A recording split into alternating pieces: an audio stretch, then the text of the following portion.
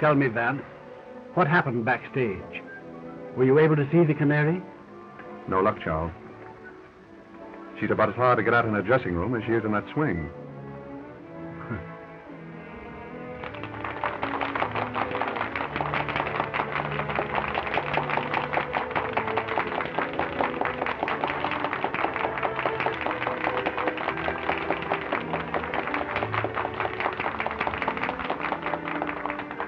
If you want an idea of what I ran into back there, let me point out a few of her admirers.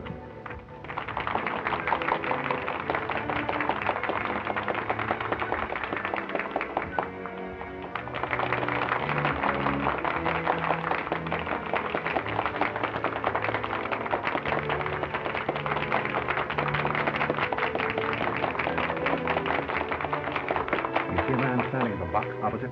Yeah.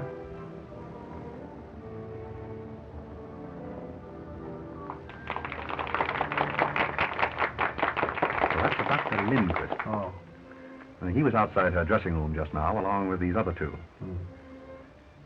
I understand that the Canary has her claws in all three of them. Are they rich? Oh, naturally. Well, then what does she want with my son? The allowance I give Jimmy is hardly tempting. Ah, my dear Charles, our little feathered friend in the swing there has social ambitions. She wants to be Mrs. Jimmy Spotswood. Impossible. I'd do anything in my power to prevent that, even if Jimmy still cared for her. And I still believe that she'll listen to dollars and cents. I wouldn't be too sure of that, Charles. As you know, I've more or less made a hobby of crime and criminals. That girl is no ordinary blackmailer. I'm firmly convinced that she'll stop at nothing to marry Jimmy. But Jimmy won't have her. I tell you, he's really come to his senses. Another girl? Yes. Well, you know her. Alice. Oh, yes, of course. A very nice girl, too. Yes, she is. Vance, I'm afraid that I'll have to use my own judgment in this matter. I'm going to see this Canary at her apartment as soon as possible. Well, very well, Charles. But, act quickly. Oh, I know you'll smile, but... You know, I have a strange premonition that the Canary is headed for disaster.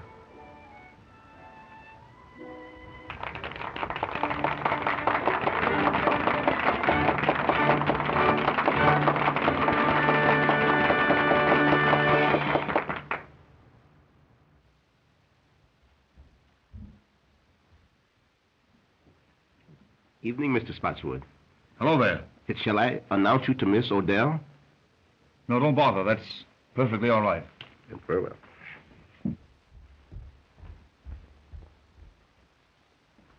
Jimmy! Alice. Jimmy, you were going to see the Canary again. No, I wasn't, dear. In fact, I just started to put this note under her door to tell her so. Oh, Jimmy, I'm afraid of her. Oh, she's clever and cruel and unscrupulous. She'll hurt us again. I know she will. No, dear. She can't hurt us now.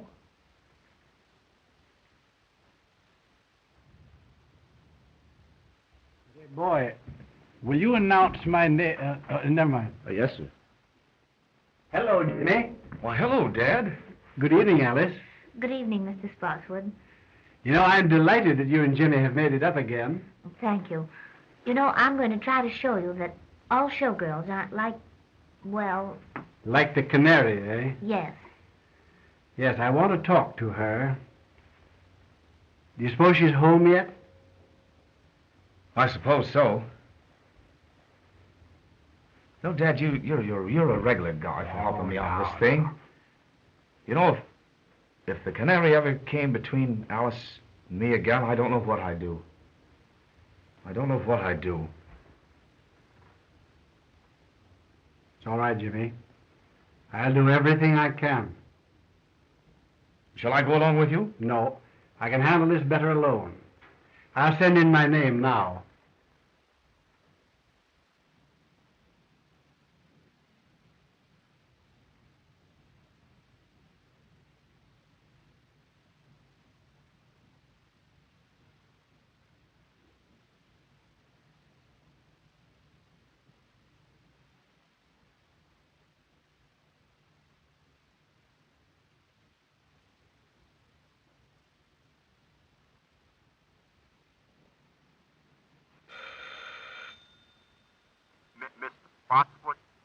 Send him in, please.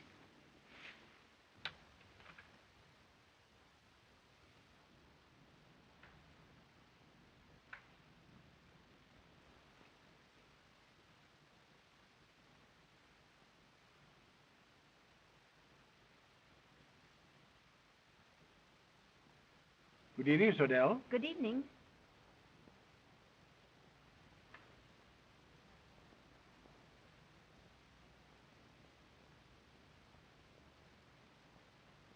Shall we go over here? Why, yes.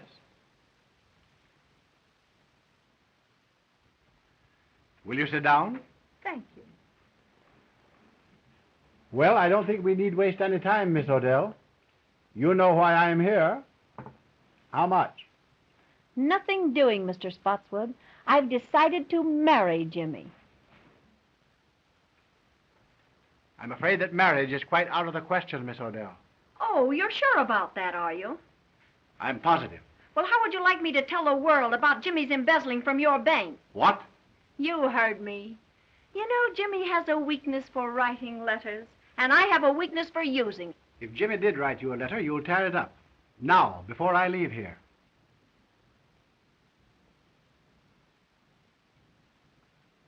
Sure. Go ahead, tear it up yourself.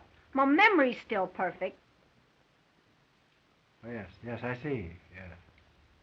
Very well. You win. Now, what do you really want? I've told you what I want.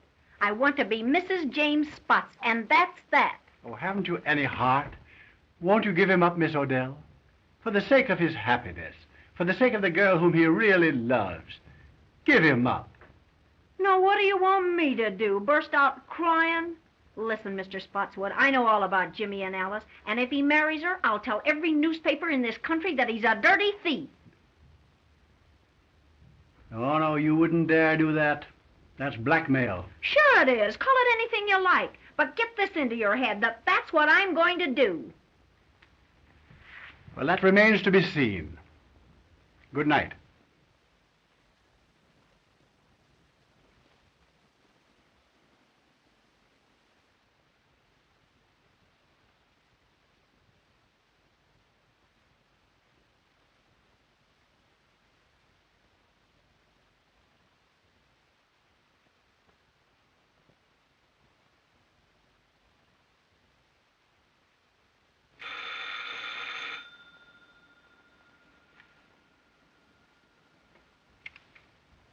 Mr. Cleaver, please. This is Mr. Cleaver speaking. Not the Mr. Cleaver, the great reformer. Yes. Well, this is your favorite weakness. Margaret! Don't get nervous, baby. I've got some news for you. Good news? Yes, darling, I'm going to marry young Spotswood. Well. May I send you my heartiest congratulations? You bet you can. But send 'em from Tiffany's. What's that? You heard me. And send me one of those fancy autographs of yours on a nice fat check. I'm very sorry, but I'm afraid I shall have to refuse. Ah, be yourself. Big reformers who lead double lives can't refuse. Now look here. I'll see you dead first. Listen. You'll be here after the theater with the dough and like it. The little rat.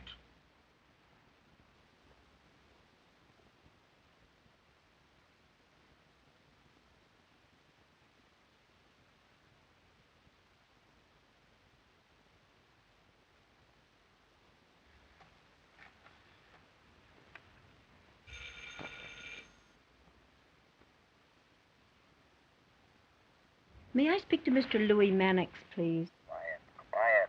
My wife. Don't get excited. I just thought you'd like to know I've sold the body down the river. I'm going to marry young Spotswood. Splendid. Yes, darling. And I've decided that you're the best man. Best man? Yeah, the best man I know of to kick in with a nice, handsome present in cash.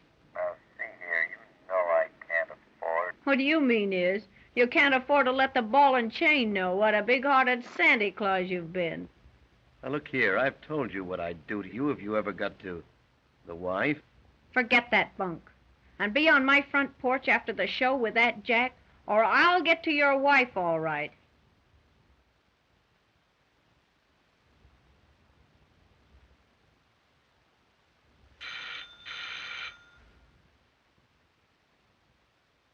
It's Dr. Lindquist speaking. Oh, yes, Dr. Lindquist.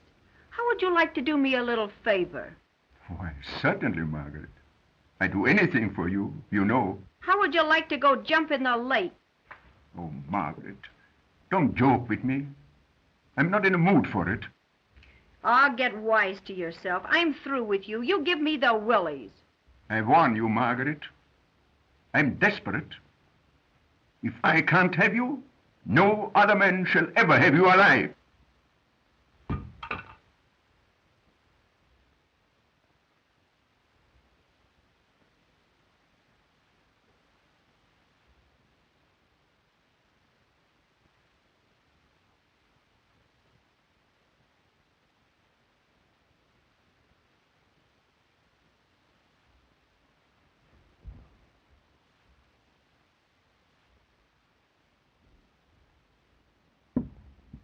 Tony, In person, baby.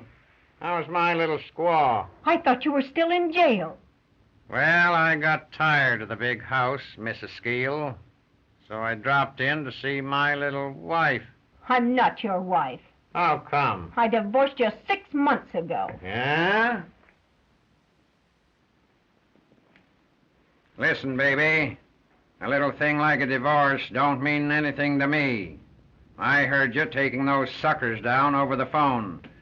And I'm in and in on the works. 50-50. You big crook. You're not in on this one. Don't, you big heel. Say, I ought to bump you off. You're doing your swing for it. Huh? Well, maybe it'd be worth it. Now get this. I'm in on this racket. I'll be back for my cut. Yeah? Try and get it.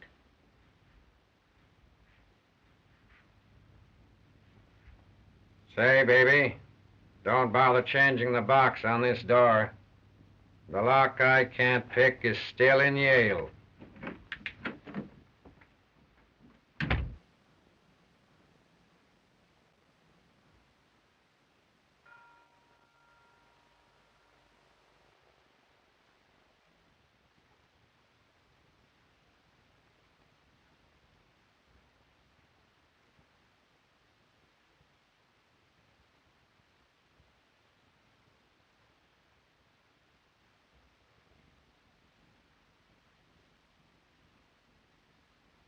Miss Odell, may I see you for a few moments, please? It won't get you anything, but come ahead. Thank you.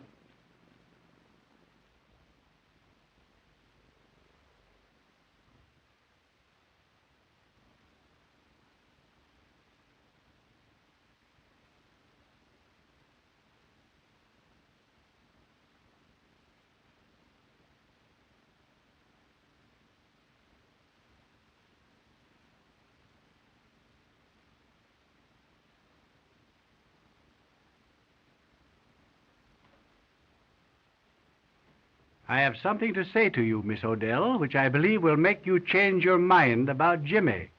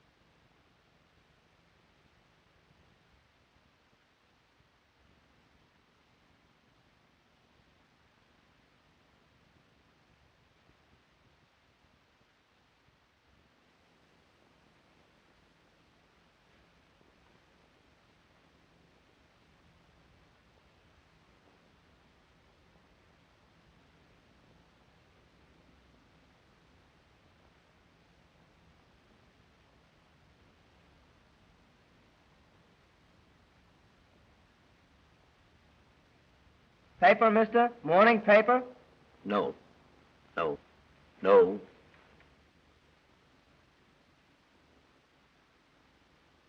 Thanks, mister.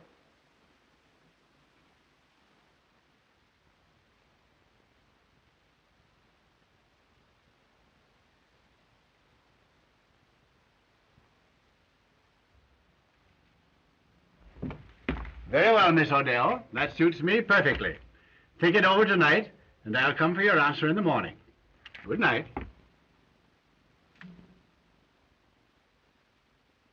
Boy, will you call me a taxi, please? Yes, sir.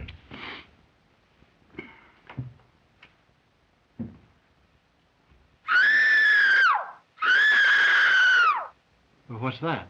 Miss Odell!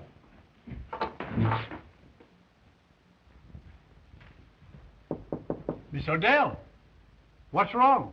Something startled me, Mr. Spotswood, but I'm all right now. Are you sure you're all right? Yes, quite sure. Run along home and come back in the morning. Oh, very well, then. I'll see you in the morning. Good night.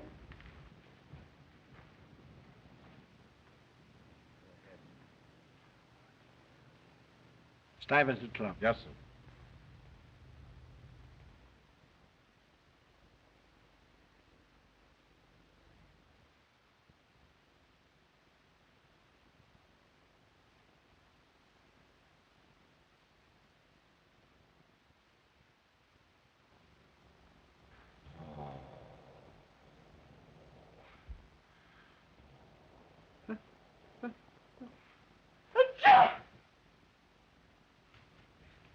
Say, fella, what's the big idea in you coming in here late? Who, me late? Yes, you late. I've been here for an hour. I don't want that stuff. Well, I've been here... I beg your pardon. Mr. Spotswood, calling on Miss Odell by appointment.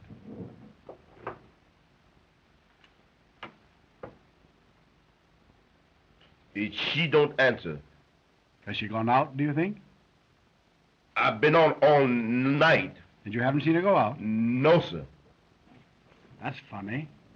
Do you suppose she can be ill? But we may go and knock. Yes, let's do that.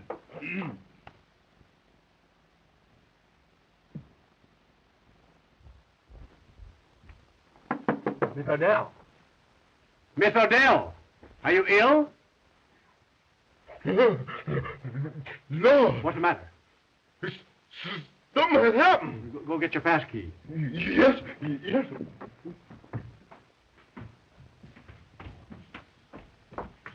Say, fella, he's running to get a cop. And say, he gets get a big one, too.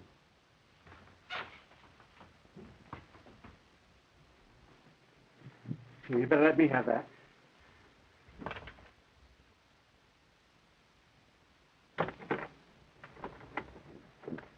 What's the matter here? Something's happening there, officer. You'd better take that key and go in.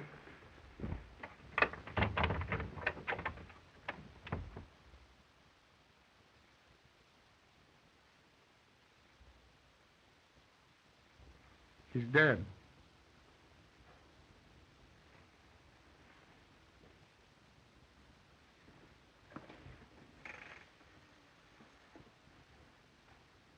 Police headquarters, please.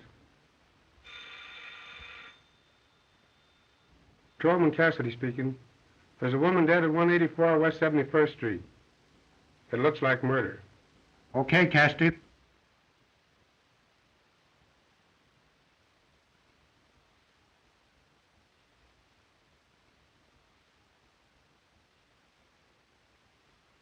She's been dead since midnight, Sergeant. Strangled to death. That long, eh? Sergeant, the district attorney just pulled up and he's coming right in. That's great.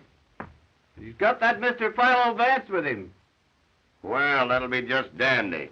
Sherlock Holmes on the job again, huh? Heads up, boy. Good morning, Sergeant. Good morning, Mr. Markham. Well, hello, Mr. Vance. How are you, Sergeant? Fine. Haven't seen you since the Green murder case. Quite right. Oh, good morning, Mr. Spotswood. Good morning, Mr. Markham. Well, Sergeant, what does it look like? Well, Chief, it's just another clear case of robbery. All I can make out of it. Nasty business, Charles, huh? Oh, terrible. As you know, I was here last night to make my final appeal to her for Jimmy. And when I came back this morning for her answer, this had happened. Yes. They'll probably want to keep you here for a few moments, Charles. Yes, I suppose they will. And by the way, I explained to the district attorney on the way down about Jimmy and the girl here. Oh, that's good. I'm glad you did that, Philo. You know, if I can tell you anything that will help... Well, perhaps later, Charles. Meanwhile, I'll have a bit of a look about. I don't think there's anything worth you looking at, Mr. Vance. It's a clear case. Robbery. She put up a battle and they wrecked the joint. I see. As simple as that, eh? That's it. Well, just the same, Sergeant, if you don't mind, I think I'll have just one little look. Surely, Mr. Vance. Go right ahead. Make yourself perfectly at home. Thank you, Sergeant. Excuse me, Mr. Policeman. When do we sleep? Now, you get this, sonny boy. You'll go for a long sleep unless you button up that big trap of yours. Yes, sir. Sergeant, Yes, Chief? any fingerprints? Well, so far, no. I'll tell you this job was done by an expert. It's perfect. Yes, that's just the trouble. What's that? It's too perfect. Well, that's a little over my head, Mr. Vance. Just what do you mean by too perfect? Well, Sergeant, what usually happens when a heavy lamp like that is knocked off a table? Well, I don't know, but I'll bite. What does happen? It usually smashes, doesn't it? It might. Well, look at that one. Well, what about it? It was simply that that lamp was placed there to give the effect of a struggle. Maybe. Let me see, Sergeant. It does look a little obvious, doesn't it, Vance? I should say so. Hey, boy. What happened here last night after you heard Miss Odell scream and you and Mr. Spotswood ran down the hall to her door? Well, she said she was all right. And I called Mr. Spotswood a taxicab. And you got away with it? Yes, sir. That's right. What time was this? It's on the call sheet there I gave you. About... Never mind. I can read it. 12:10. Mr. Spotswood, where did you go last evening after you left here? I went directly to the Stuyvesant Club. That's right, Sergeant. I met Mr. Spotswood at the club shortly after 12. We played poker until almost daylight, I believe, wasn't it? It must have been. I know it was long after 4. Oh, yeah, you mentioned that coming down here, Vance. Right. And that'll be all for the present, Mr. Spotswood. Thank you, Markham. But if you do want me later on, Mr. Vance has my number. Quite right. Goodbye. Goodbye. Goodbye, Goodbye, Philo. Charles. I'll phone you. Go right ahead, boy. Suppose we look at some more. Joe.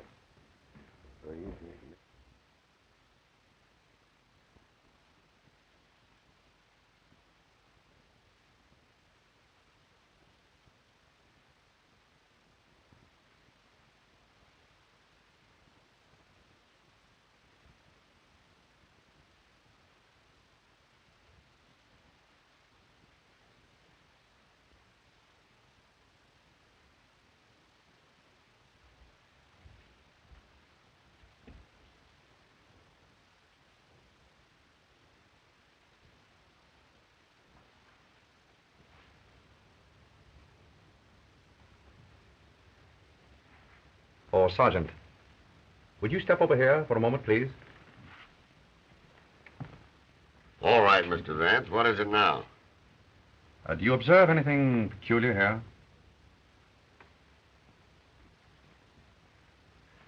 Why, surely. The key is on the inside. Excellent, Sergeant. Don't you think we might go over that knob for fingerprints? Well, now, Oh, I get you, Mr. Vance. The murderer locked himself in this closet. When Spotswood left, he came out and croaked the canary. No, I hardly think so, Sergeant. If you'll observe, this is the one place in the entire apartment that hasn't been disturbed. Now, what does that signify? That and the fact of the key being found on the inside. Just as I told you. The murderer was in this closet and came out when Spotswood left. I don't think you quite get my point, Sergeant. If the murderer had been in here, he would have upset this closet as he did the rest of the apartment, wouldn't he? Well, yes, I guess he would. Precisely. Gentlemen, it was someone else who was in that closet while the apartment was being ransacked. And that someone witnessed the murder. Through the keyhole. Splendid, Sergeant. And if you'll find who was in that closet, I think you'll learn from him or her who it was that killed the Canary. Sergeant, get the fingerprints, will you? Oh, Joe. Oh, Sergeant, you might check up on the other apartments. Mr. Vance and I are going outside.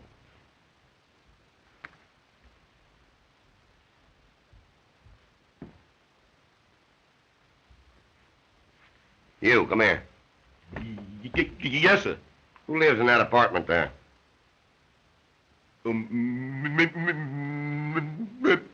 Miss Alice Fosse. Isn't she the dame that had the battle with the Canary the other night over young Spotswood? All right, all right.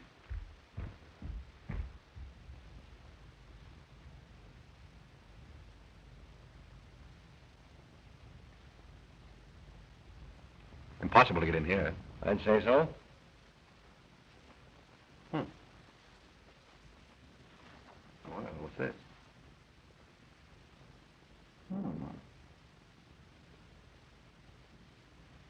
That's odd. They prove that interesting. What do you think?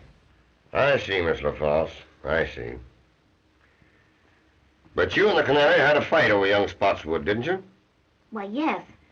We did have a fight. You see, she took Jimmy away from me and got him into trouble. But that's all over now. Jimmy and I made it up just day before yesterday. You didn't see young Spotswood last night, did you? Why, yes. He brought me home from the theater. Uh-huh. So he was hanging around here last night, was he? Yes, but he was with me until after 1 o'clock. Now, wait a minute, lady. Wait a minute. You save your alibis till we get you down to headquarters. Go slip on your things. Why, look, you don't think that... Put 'em on. Oh, Mr. Vance, I'm frightened. Well, now, don't you be worried, Alice. Just you do as the sergeant says. All right.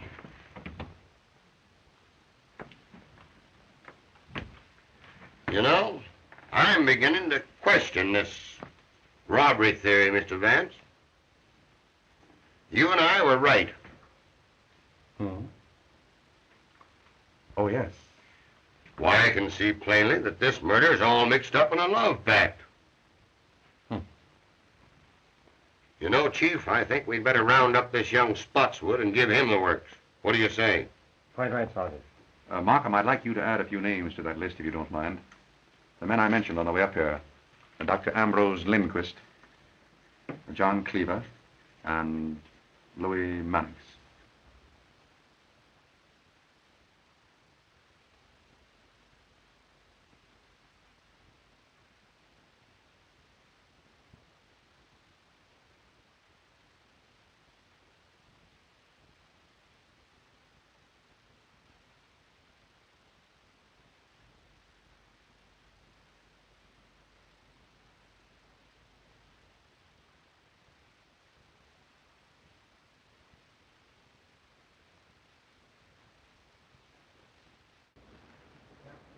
Well, young man, what do you know about what happened at the Canary's apartment last night?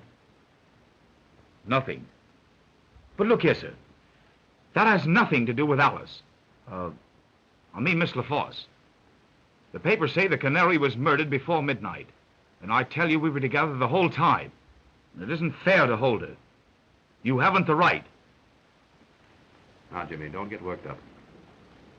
Everything's going to be all right. Why not interview the others first, Markham? Very well. Gordon, take Mr. Spotswood out in the other room and hold him there. I'll talk to you a little later, young man.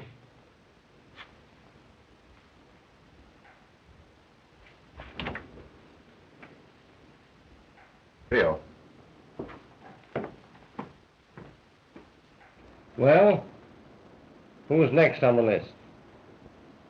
Mannix. I'd like to make a bit of an experiment, Markham. Have you a pad and penciled up? Yes.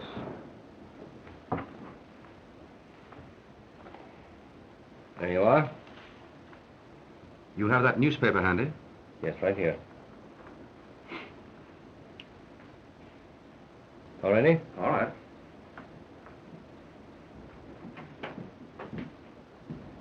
Good morning, Mr. Vance. Good morning. Mr. Markham. Good morning. Will you please take a seat? Thank you.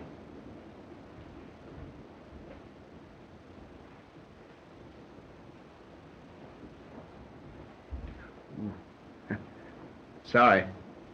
Mr. Mannix, there are a few questions I'd like to ask you. Questions? What about? I don't know anything about this. It was a great shock to me. What was a great shock to you? Well, I thought perhaps you were going to ask me about the Canary. Exactly. You read my thoughts, Mr. Mannix. Did you ever see that necklace before? Why, yes. Fact is, I gave that to Canary. Little token of esteem. Nice girl, the Canary. I'd met her once or twice. Casual acquaintance. Rather an expensive gift to give to a casual acquaintance, isn't it? Do you know that the Canary was strangled with that necklace?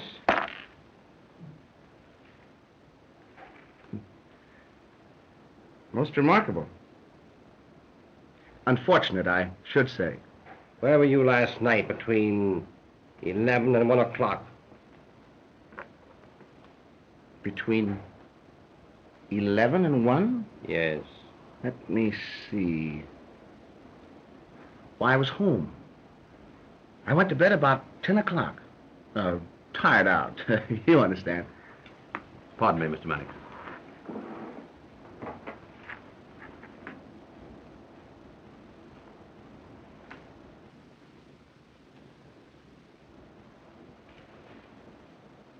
Any comment to make, Mr. Mannix? Odd habit of mine, drawing triangles. Mr. Mannix, if you were in your bed last night at 10 o'clock, how did you manage to drop that newspaper just outside the Canary's apartment? That edition isn't on the streets until 11.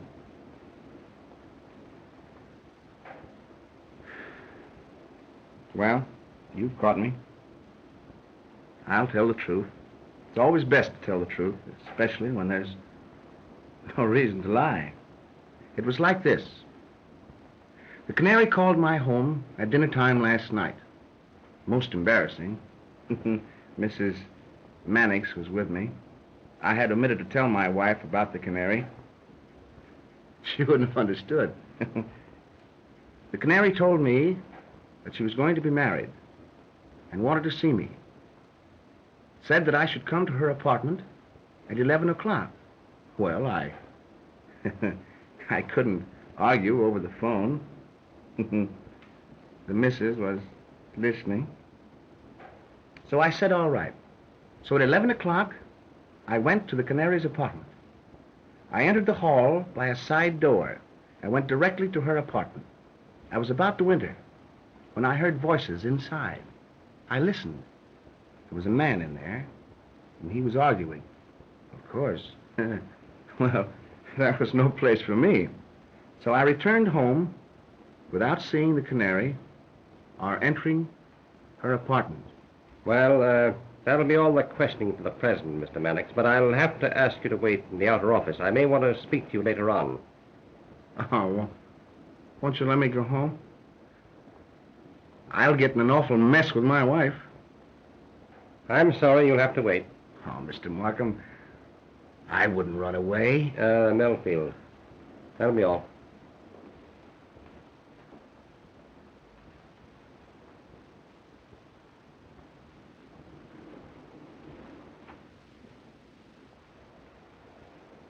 Mr. Markham, you've got to help me square this with my wife.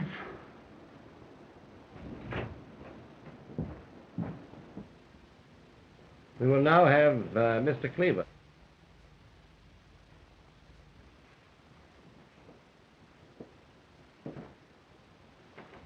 Good morning, Mr. Cleaver. Good morning, Mr. Markham. Can I do anything for you? Will you please have a seat? You mind if I smoke a cigar? Oh, please do.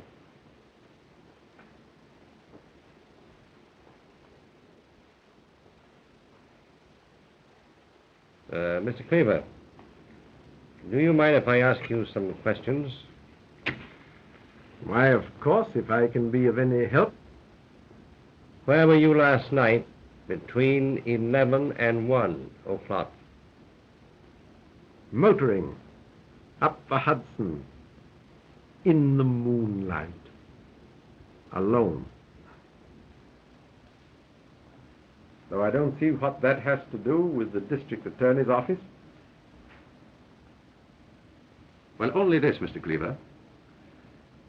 If you were indulging in the nocturnal beauties of nature along the Hudson last evening, how does it happen that this cigar band, bearing your initials, was found just outside the Canary's window at an early hour this morning?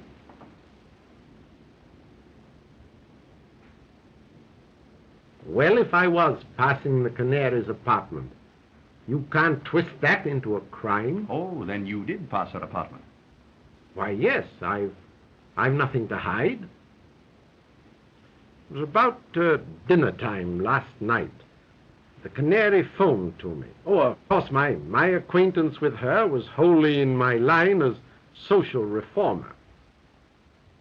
I'd hoped that she was going to leave her immoral life and marry and settle down and be a good woman. And you kept the appointment? Yes. Yes and no. I was a little late. I arrived at her apartment about 11:45 or thereabouts. I waited for a minute outside her window to light a cigar. Then I glanced down to the side entrance to the building. And who should I chance to see but Dr. Lindquist? He was behaving in a very peculiar manner. Seemed to me very queer, very mysterious. I didn't like it, so I made up my mind not to see the Canary again. And I turned, walked back home. Now, that's all I can tell you. I'm a busy man, and I hope you'll excuse me. I'm very sorry, Mr. Cleaver, but I'll have to ask you to wait in the outer office. I might want to question you again. You mark my words, Markham. You'll be sorry for this. Well, I'll take my chances, Mr. Cleaver.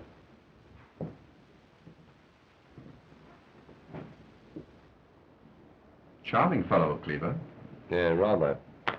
By the way, Vance, I didn't see you pick up this cigar band in front of the Canary's apartment this morning. I didn't. Where did you get it? From your wastebasket. Wastebasket? Cleaver dropped it there when he entered. I took a chance on his not remembering that. It seemed to work. Well, I'll be... Very good. Dr. Lindquist.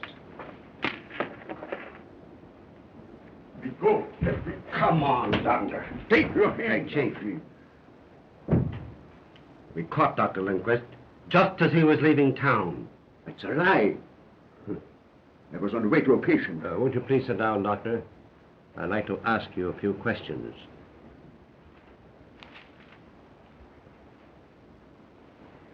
Doctor, where were you last night between 11 and 1 o'clock? None of your business. It is some of my business. You were seen coming out of the Canary's apartment at midnight. Not so fast, Doctor. Calm yourself, Doctor.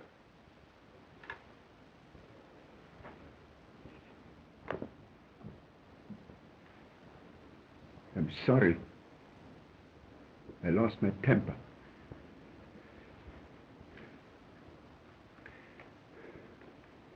I'm under a terrible strain. I loved the Canary dearly. And I'm terribly upset. Do you know that the Canary was strangled with that necklace?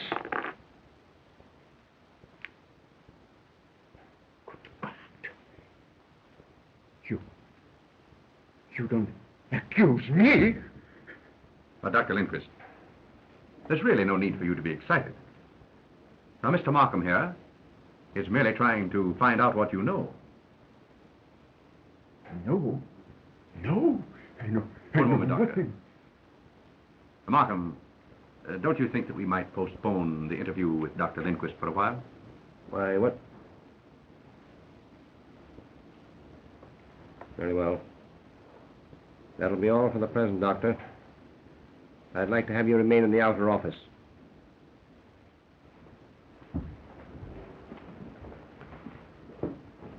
Come on, Doctor.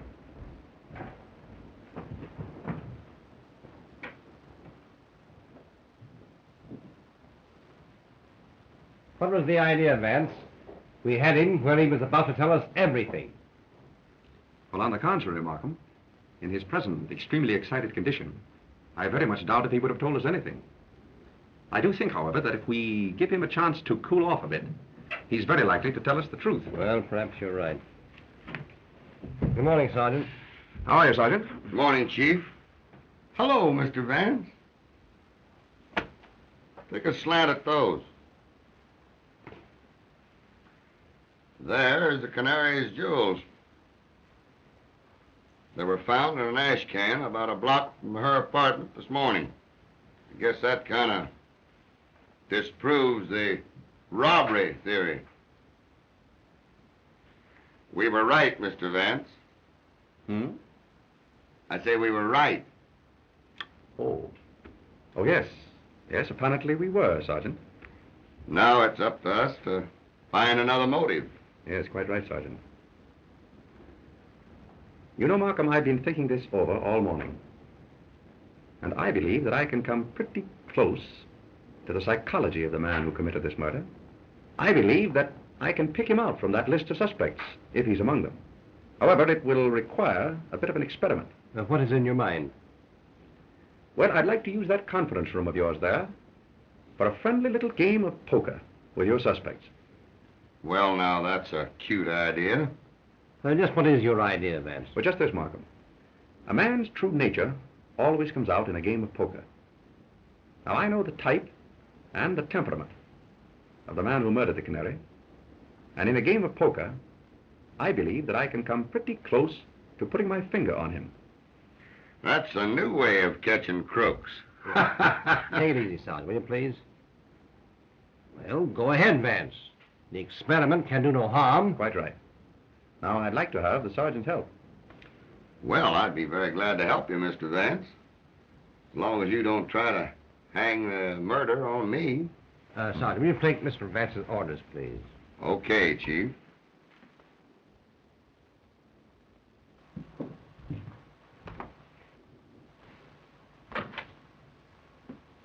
Will you get me a deck of cards and have some poker chips handy just outside there? That's easy. Then bring in the suspects and impress upon them that they may be detained here for quite a while, possibly 2 or even 3 hours. Well, that's okay, Mr. Vance, but how are you going to get these suspects into this poker game without it appearing phony to them? Well, Sergeant, I rather think that the power of suggestion will take care of that. Oh, power of suggestion. Exactly. Now, Sergeant, look in from time to time. And when I pull my handkerchief from my pocket, so, break up the game by telling them that they're all free to go home. Understand? I get you. But when you release them, I'll have my boys tail them. Very good, Sergeant. And Mr. Vance, here's to the power of suggestion.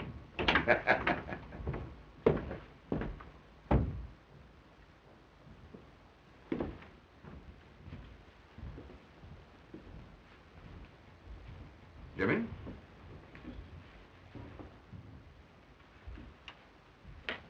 Now, gentlemen, you're liable to be here for 2 or 3 hours.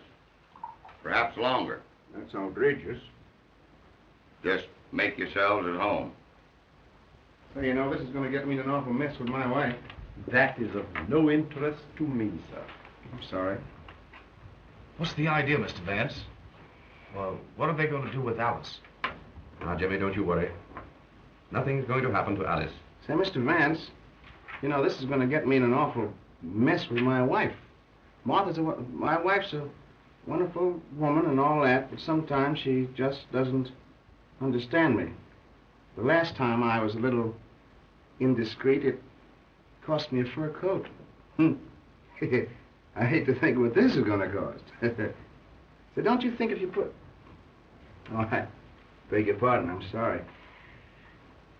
Mr. Vance, you haven't got an extra pack of cards, have you? Oh, I'm sorry, Mr. Mannix, but you're welcome to these. Oh, no, thanks, just the same. I wish we could play a little cards. Say, that's a good idea. How about poker? I'm agreeable. What about the others? Dr. Lindquist? Oh, anything to pass the time. Mr. Cleaver? Well, as a rule, it's against my principles, but I suppose on an occasion like this one can relax a little. Just draw up chairs, gentlemen. Thank you. Sergeant, how about some poker chips? Surely.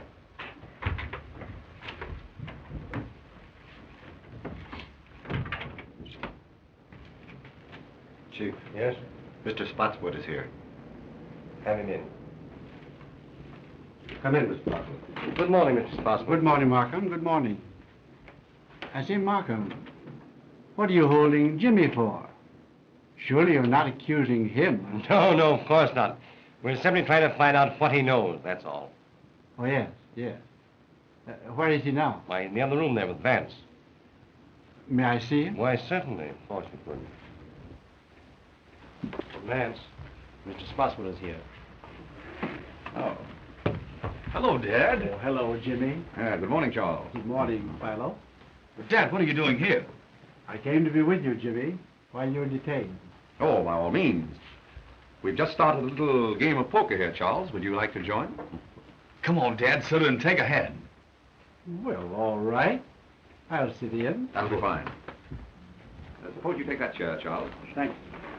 Gentlemen, this is Mr. Spotswood.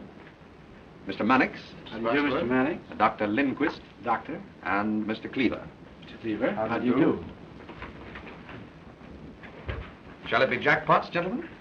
Why, yes, anything. Well, yes, the Mrs. and I usually play jackpots.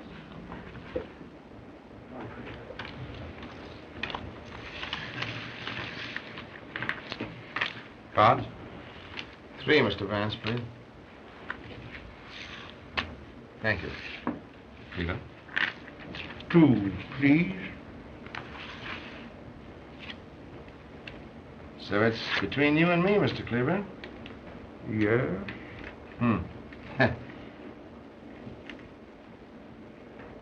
I'll bet a white one.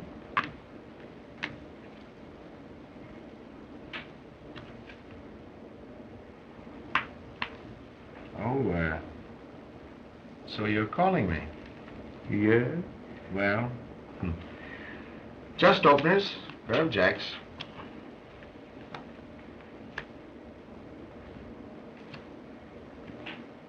Three aces. Oh. So you called a one-chip bet with 3 aces.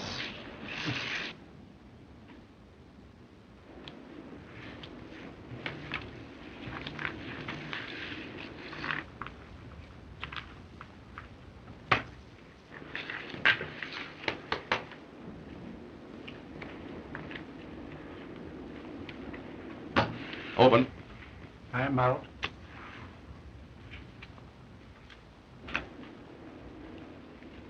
Dealer passes. How many, Mr. Vance? 2 cards, please. Mr. Mannix? I think I'll play these.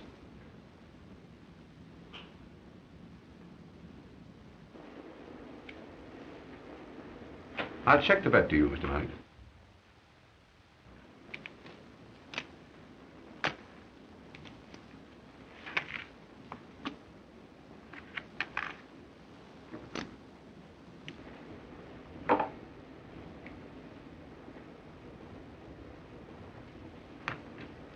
Calling.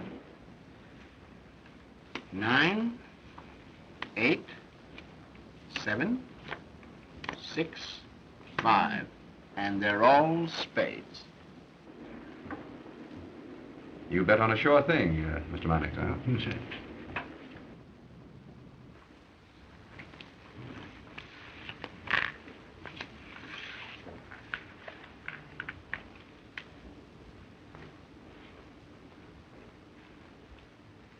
I open for 1. I'll stay. Oh, let's make it a little more interesting. 10 more. Well, that lets me out. I'm out. And me. I'll stay with you, Charles. Cards, gentlemen. 3 for me, please. 1, 2, 3. Mr. Spotswood? I have plenty.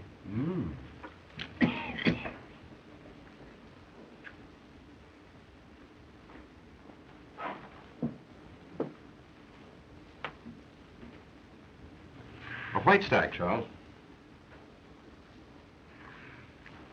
2 white stacks. Hey.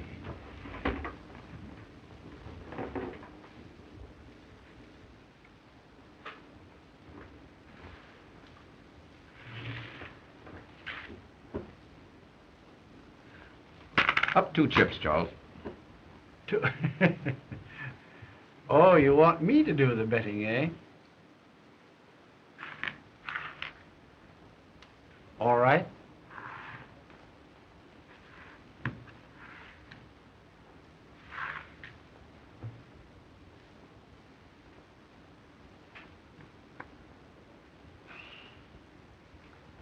I'm afraid I'm overcome by curiosity. What have you? 2 deuces. They're good. They're what? Well, why the philanthropy, Philo? Well, I had ace 5.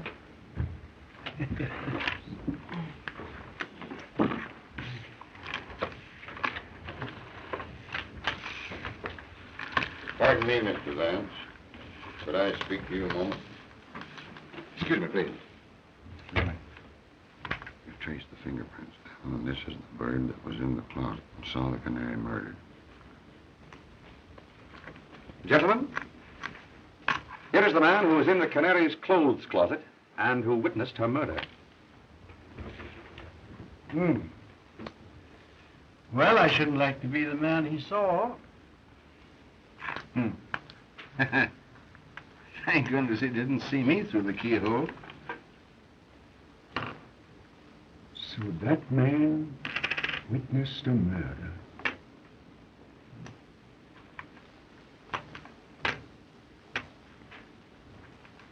Singularly unattractive countenance. Well, if he knows, why doesn't he tell who did it?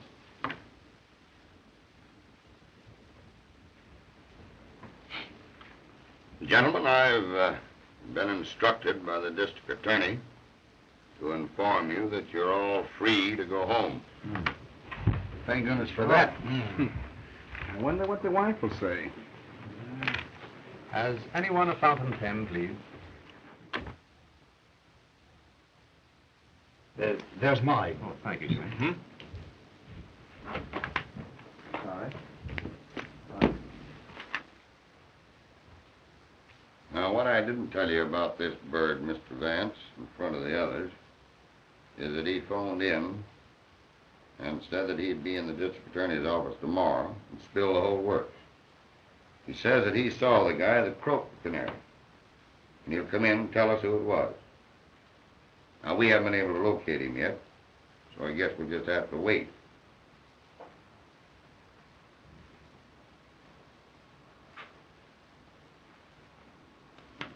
Well, Sergeant, that takes the matter out of my hands.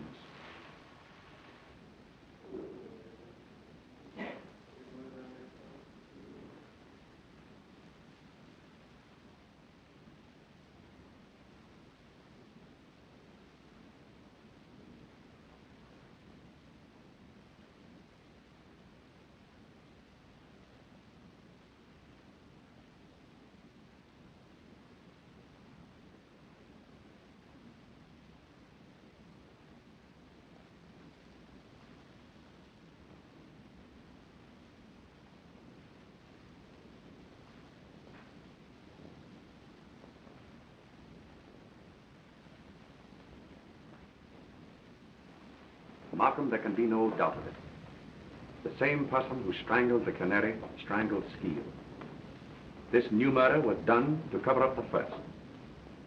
Skeel was obviously blackmailing the Canary's murderer. He threatened to inform the police of what he had seen through the keyhole of the closet. And when the murderer learned yesterday at the poker game that the police knew who had been in the closet, he put Skeel out of the way at the earliest possible moment. I believe you're right, Vance. Oh, my.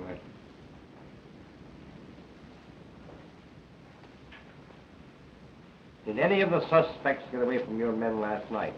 We never lost sight of Mankiewicz, Manix, and the girl. But young Spotswood and Cleaver gave us the slip. That'll be all. Okay, Chief. Vance? That leaves Jimmy and Cleaver.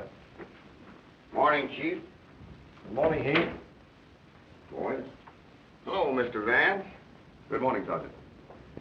Well, Chief, everything's okay. I've got the guilty man, and I've got him right. You've got him? I hope to tell you I have. Where is he? All right, Mac. Bring him in. Mr. Vance, Jimmy. this fool arrested me this morning at breakfast for the murder. Why, it's just like shooting fish in a tub, Chief. I've got all the dope, and I've got it down pat. Motive and everything. Now, this Dame Alice croaked the Canary, jealous because she'd stolen her fellow. The kid here bumped Skeel off to shut his mouth and to protect the dame. It's a lie. That isn't all, Chief. I've got the evidence. And it's not psychology, Mr. Vance. Mr. Vance, he lies. He hasn't any evidence. He couldn't have. Just a minute, Jimmy. Sergeant, what is your theory? Well, I don't go on theory. I use cold facts, Mr. Vance. Now, you wait a minute. Did you ever see that pen? Yes. It's mine. You bet your life it's yours. Take a look at that pen, Mr. Vance. Chief? Well? Now listen to this. This morning I found that pen on the floor there by the table where Skeel was murdered. And the kid here admits that it's his.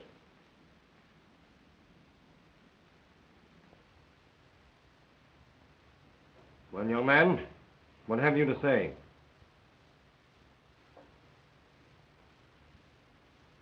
Yes, I killed them. Both of them. I guess that does it, Chief. We've got him in a sack.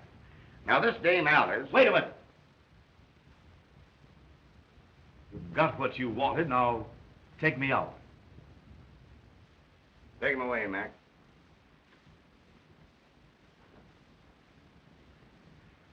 Well, I'll see you later at the office, Chief. All right, Heath.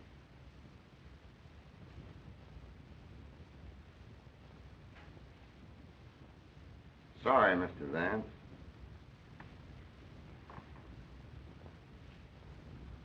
Well, Vance, I guess that closed the case. No, Markham, it doesn't. What do you mean? I mean that the boy is not guilty. Well, that's nonsense. Not nonsense, Markham. Because I know who is guilty. Come now, Vance, I tell you, Markham, I know. And inside of 1 hour, you'll know too. I'm going to telephone at once to the real murderer and have him come to the Canary's apartment. And I want you to be there. But the boy has confessed everything. Markham, if you don't meet me there, you'll be the laughing stock of New York in 24 hours. Because I'll have the confession of the real murderer. Well, all right, Vance, if you want it that way. I'll be there.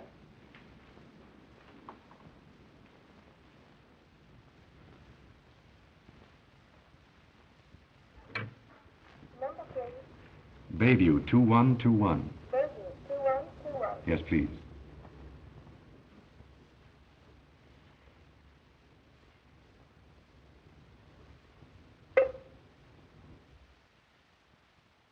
This is Philo Vance. I want to speak with Oh, hello, Philo. How are you? I didn't recognize your voice. I've something of extreme importance to tell you. Jimmy has just been arrested. He has confessed to the murder of both the Canary and Skeel.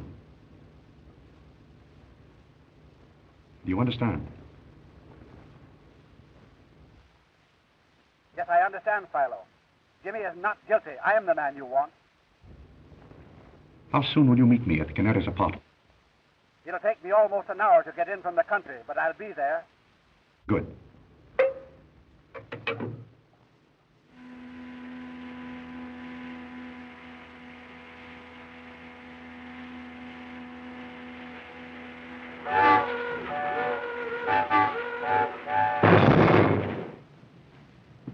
It's been over an hour now, Vance.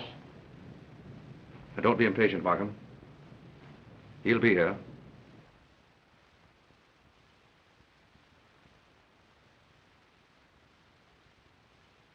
Who is it you're expecting? You wouldn't believe me if I told you. And I must admit that without his confession, I haven't a shred of real proof to offer you.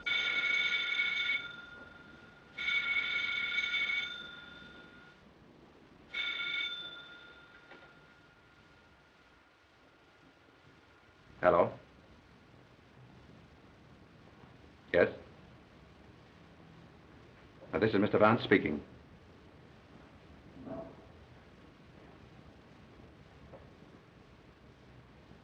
What? Yes. All right.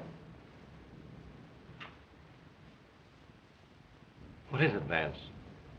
Spotswood has just been killed in a motor accident. Spotswood killed?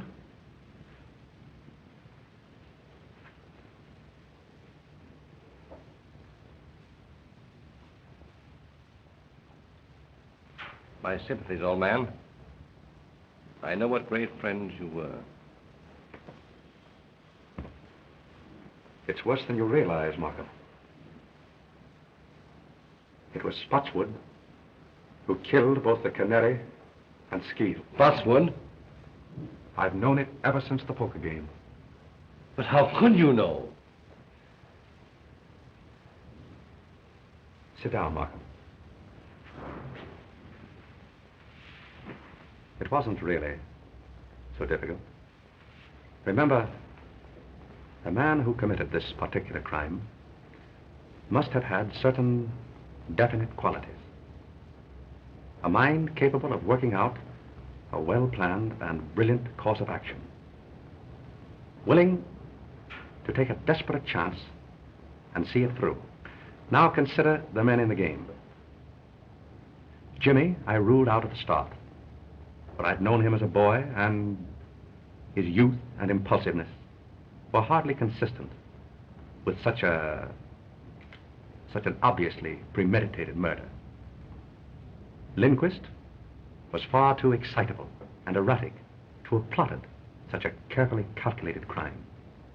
Cleaver, much too cautious, and entirely lacking in the necessary boldness. Mannix, timid, and unwilling to take any risk except upon an absolutely sure thing. The only man at the table with enough imagination to plan such a crime, and with sufficient self-confidence and daring to carry it through, was Spotswood.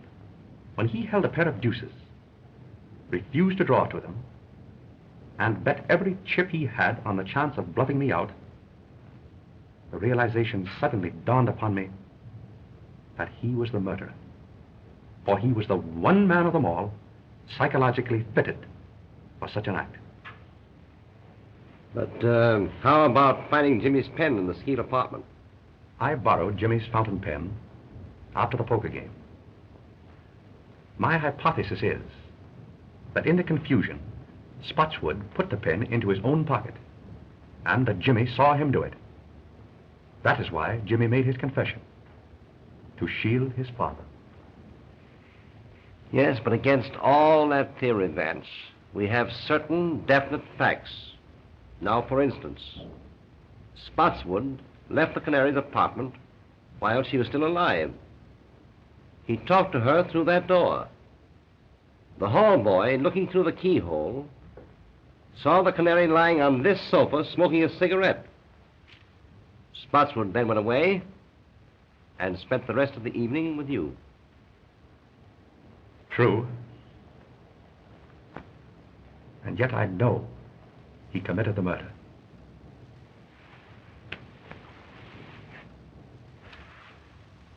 And I've got to find out how he did it.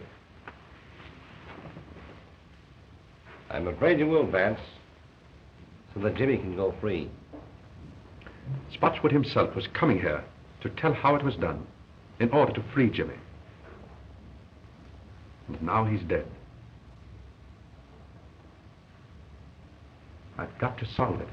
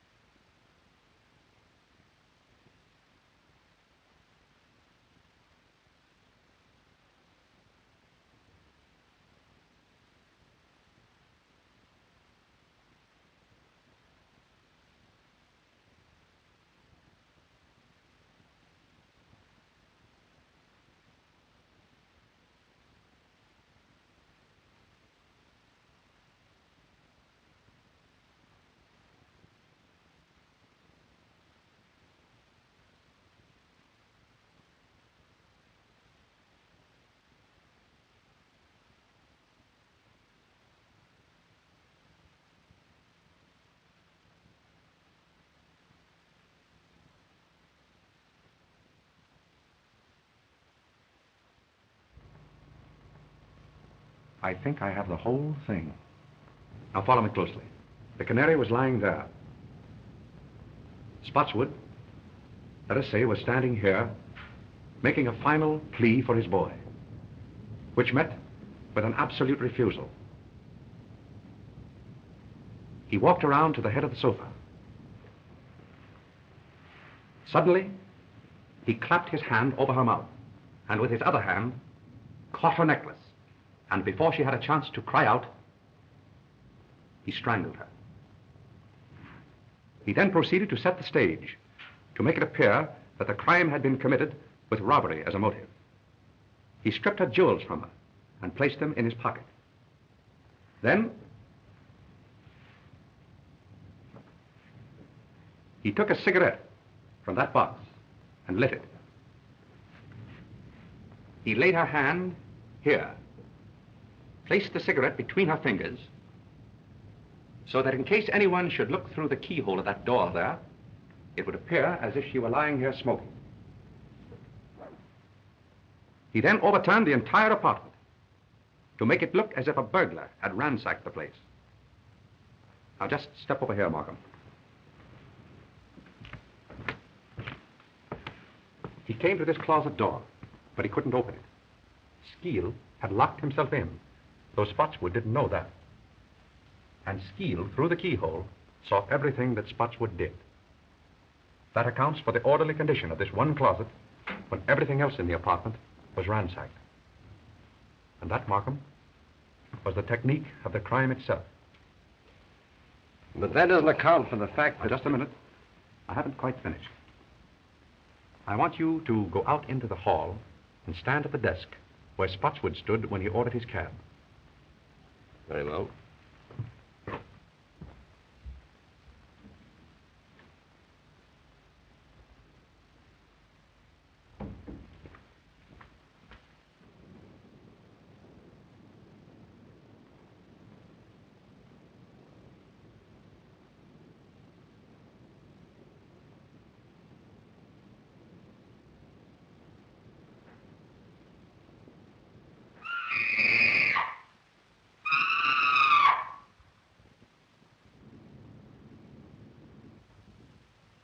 Startled me, Mrs. Spotswood.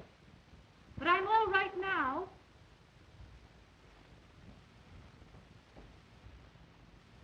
Yes, quite sure.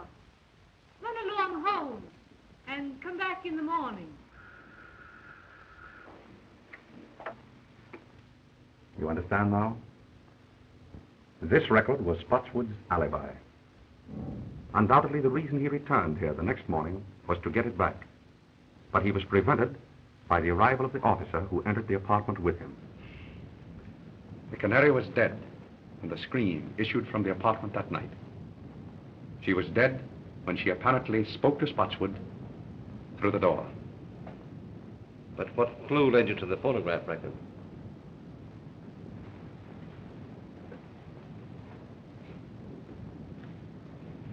It was this magazine.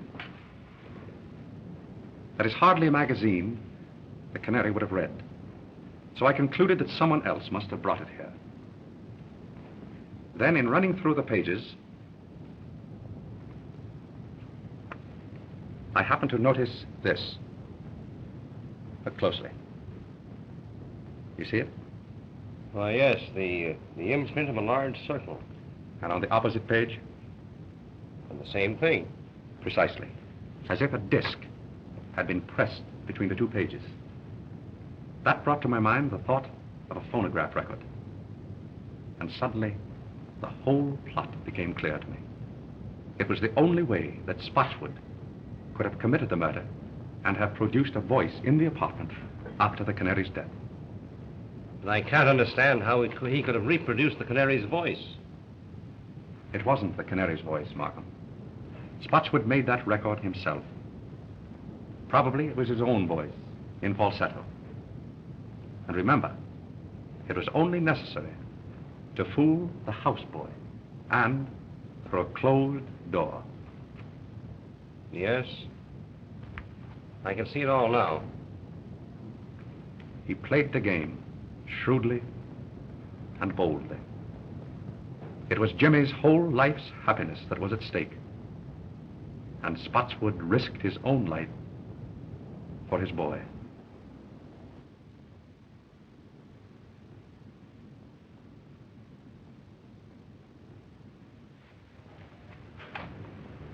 Goodbye, Mr. Vance. You'll never know how grateful we are. Goodbye, my dear. I wish you great happiness. Oh, thank you. Goodbye, Jimmy. Your happiness will come. Thank you, Mr. Vance. I can't say any more just now.